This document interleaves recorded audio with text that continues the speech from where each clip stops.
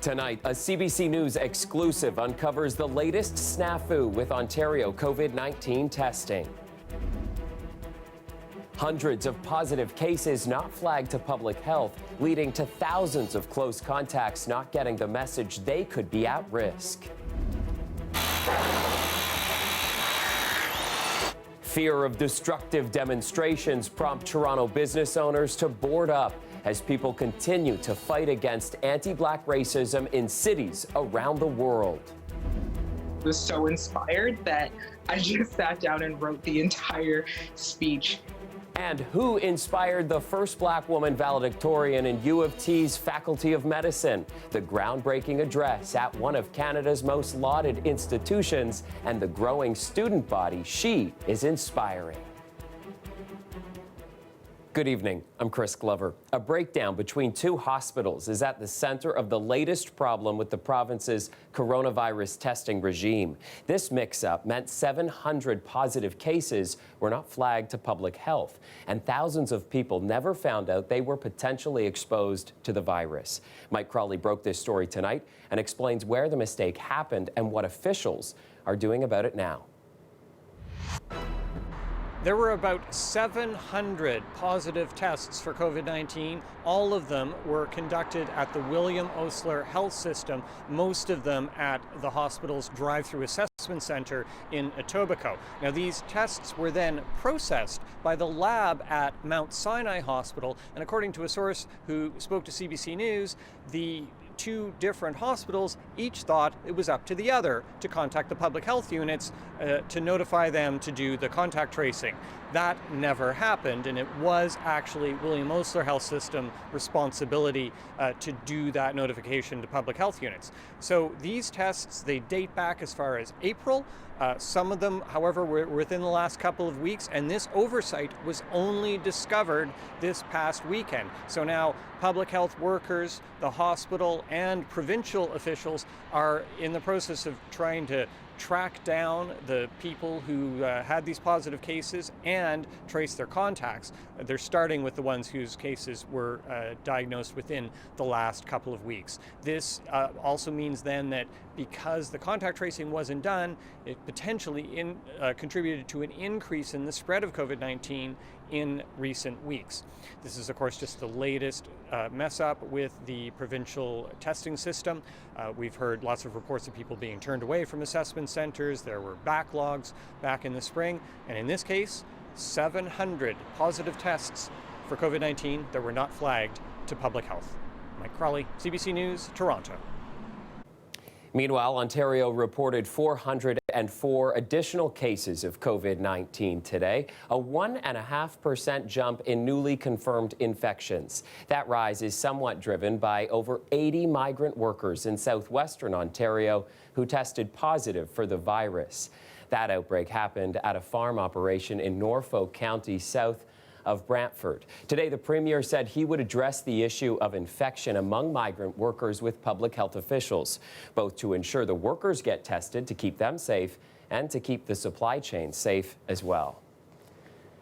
Now to the latest investigation into Ontario's long-term care homes during the pandemic. This one by Ontario's Ombudsman comes a week after a scathing report of 5 homes by the military. Lisa Shing explains what the provincial watchdog will be looking for.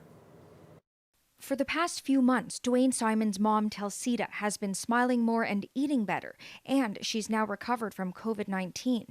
He says that's all since he took her out of Orchard Villa long-term care home to take care of her on his own. I think I pulled her out just in the nick of time, because when I did, everything was just catching fire.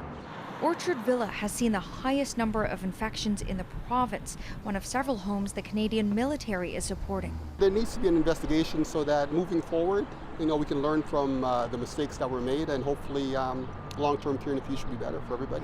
Last week, the military released a scathing report into 5 long-term care homes members of the armed forces were helping in. It found abuse and neglect of residents, insect infestations, and staff that were using equipment between infected and uninfected residents. It painted such a shocking picture of what was going on. I thought we have to contribute to this conversation. The Ombudsman will review the standards and policies for long-term care during the pandemic and oversight, including how the Ministries of Health and Long-Term Care handled complaints and inspections, how they supported homes during the crisis, and communication with the homes, residents, staff, and the public. Premier Doug Ford welcomes the investigation. I need answers. I want answers. Dwayne Simon does too. He also says the government should have acted sooner. When Doug Ford said they're going to put an iron ring around long-term care, they should have locked it down completely, where not just banning families from coming in, but they should have also implemented that all workers wear proper protection. Simon is hoping the Ombudsman's investigation will help fix a broken system, but until then, he might just retire early to take care of his mom full-time and avoid sending her back into long-term care. Lisa Shing, CBC News, Toronto. 18 residents at a Woodbridge long-term care home were sent to the hospital over the weekend, most of them infected with COVID-19.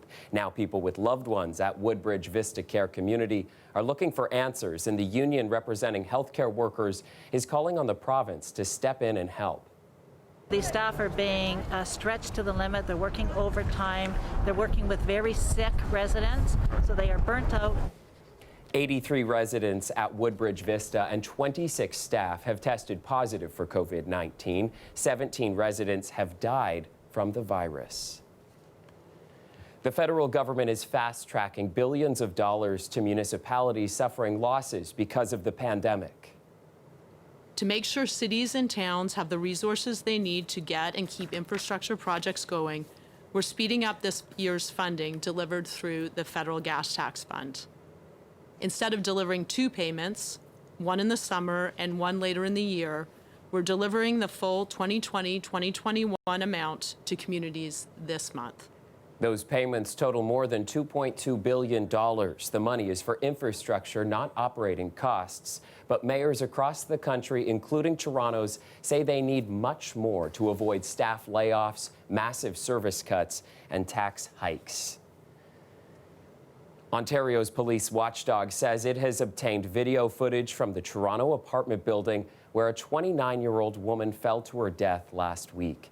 But whether or not that footage shows the fatal fall, investigators are not saying. The Special Investigations Unit is on the case because shortly before Regis Krasinski-Paquette fell 24 floors to the ground, Toronto police were called to the home. Chief Saunders says they were there to investigate a domestic assault involving knives. In an update this afternoon, the SIU says it has interviewed the subject officers, 5 witness officers, and 4 civilian witnesses. Interviews with Krasinski-Paquette's family are expected to take place this week as well. The SIU says details about what the video footage shows and what the witnesses say will not be released right now to ensure the memories of other potential witnesses are not tainted. And this is a live look right now at Los Angeles. People across the country have been protesting the death of a black man, George Floyd, during an arrest in Minneapolis 1 week ago today. This is a scene that's played out the last several nights and has turned violent at times, with some businesses being looted and police officers firing tear gas and rubber bullets, though tonight things look relatively calm. Now back in Toronto, some businesses deciding to board up their windows and doors in the event we see the same kind of protests here. Toronto police were on alert tonight, saying they were aware of various social media posts regarding protest activity in the city, though at this hour, all is peaceful on Toronto streets. Still, the images of violence over the past few days have been dramatic and potentially traumatic. They've reignited conversations about racism, injustice, and violence against black people. Here's Farah Morelli now with strategies for parents to bring up complex topics with their kids.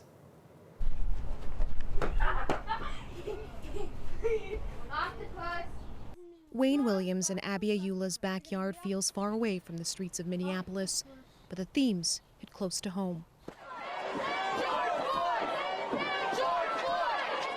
Images of protests turning violent and police brutality have prompted some difficult conversations about what it means to be black. I gave them examples.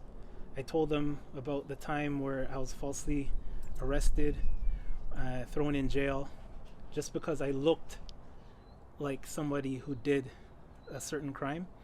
And they came to me, they said, "Daddy, but why? Didn't they know that you didn't do it?" The kids feel a way about it when they see it on TV, that it's people like them getting killed by police officers. They just don't understand the fact that it's, why are they targeting people like me? Am I doing something wrong? Tanya Hales is with the group Black Moms Connection. She says conversations about racism can start at different ages.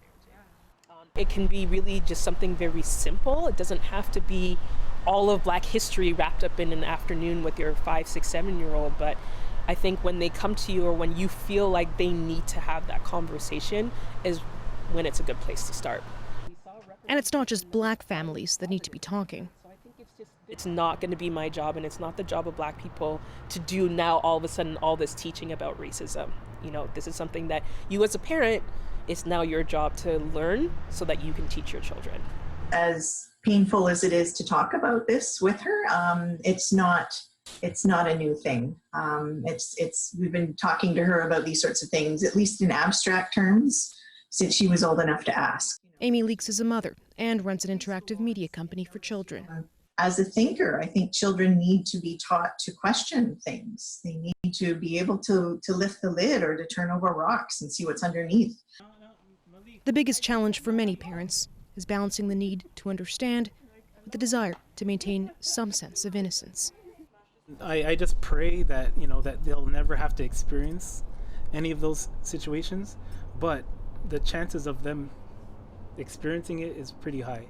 So we are going to have to adapt to the situations that they face and, engage them in conversation. Farah Morali, CBC News, Toronto. A lot of important tips there for families. All right, we're going to take a quick break, and when we return, a trailblazing medical student makes U of T history. I remember more than ever that there is no immunity when encountering racism. Her remarkable story is coming up a little later in the show. Plus, here we are now into June, and we're going to be seeing some temperatures that are very summer-like through this week. I'm meteorologist Colette Kennedy. We do have some rain showers on the way, too. I'll have all the details on that coming up after the break.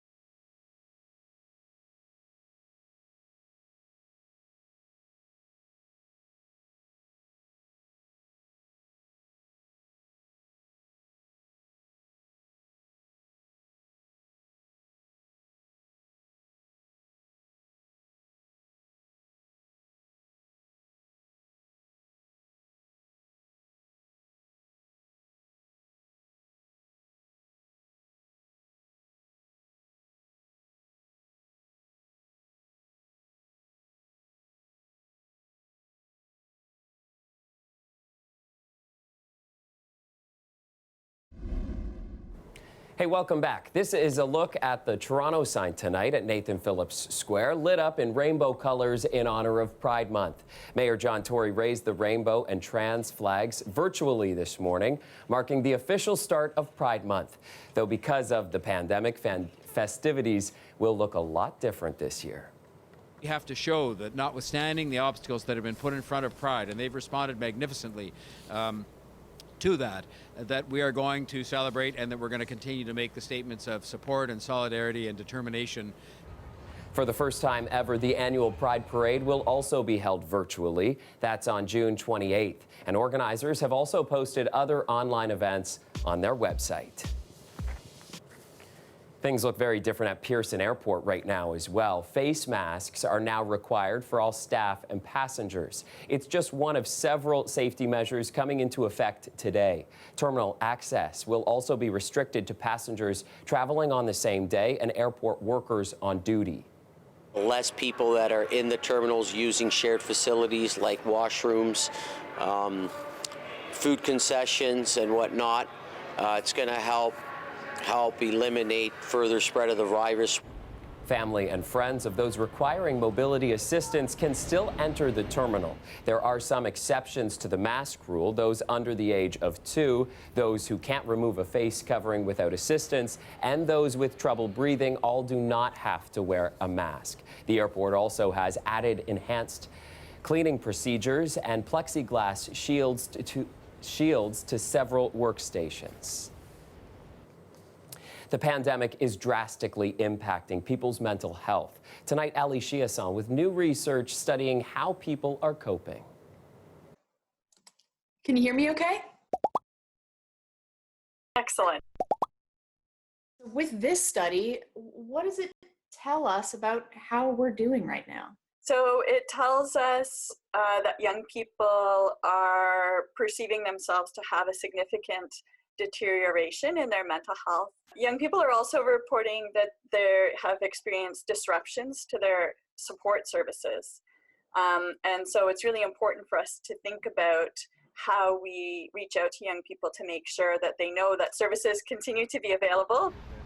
Researchers at the Center for Addiction and Mental Health have been looking at how people are coping during the pandemic. They've surveyed people 18 and older online and found 1/4 of respondents are experiencing moderate to severe anxiety. 23% of respondents have been feeling lonely, especially in the millennial group. 20% reported feeling depressed, and women with young children were more likely to experience depression and anxiety. How are you doing?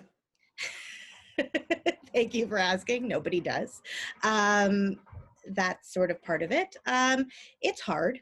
I think bringing home a new baby and then being slammed in the face 3 weeks later with the global pandemic is not fun for anyone. Lindsay Springer has 3 children. My daughter, who's almost 4, is a mess, to say the least. She's the kind of kid who thrives with routine, with structure, with friends. So we've had a lot of tantrums. We're having a lot of trouble with bedtime with her. So normally the time when I would have a break at the end of the day because the kids are in bed doesn't exist now. Springer hopes the CAMH studies influence some of the government decision-making that's happening right now. To allow families to double bubble. And by double bubble, I mean, open up to another family. Having my mother to pass the baby to might give me a little bit of a break, a little bit of sanity. CAMH is keeping on this. There are more studies on mental health underway and planned, all with the goal of producing results that will prevent a different crisis of mental health. Ali Chiasson, CBC News, Toronto.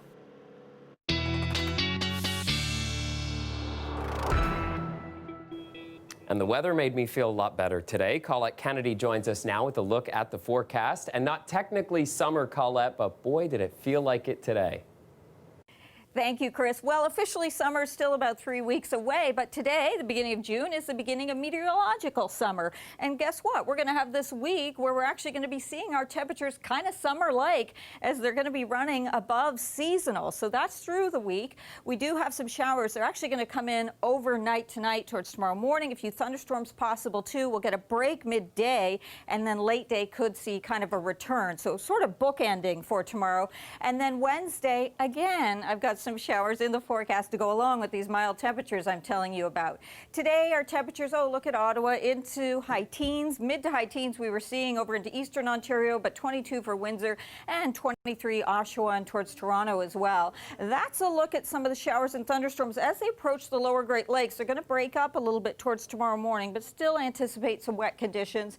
Could hear the rumble of thunder there around the Niagara region as well. Quite a bit of cloud cover wants to hold through the middle part of the day. Now, we get some sunny breaks in here, and that daytime heating is actually going to enhance the risk of having more showers and thunderstorms towards the end of the day. But I do think we'll see at least some sunny breaks in there, and then you can see some of that development coming back in. So this is into tomorrow, into the evening hours. That sort of pushes through, not a lot of it, but locally could be some very heavy downpours. Now, we dry out Tuesday night into Wednesday. This is Wednesday morning, okay? We're getting into some showers and thunderstorms coming back. Now, they do appear to be focused more towards southwestern Ontario, so Windsor to London, look out for that, but it doesn't mean we won't see some wet conditions, and I do have some showers in the forecast midday there into the GTA as well for Wednesday, and then we clear out again and we'll get some sunshine coming in here for Thursday. Your temperatures look like this. This is your average low in southwestern Ontario, and these are the readings a few degrees above overnight tonight with some of that active weather potential.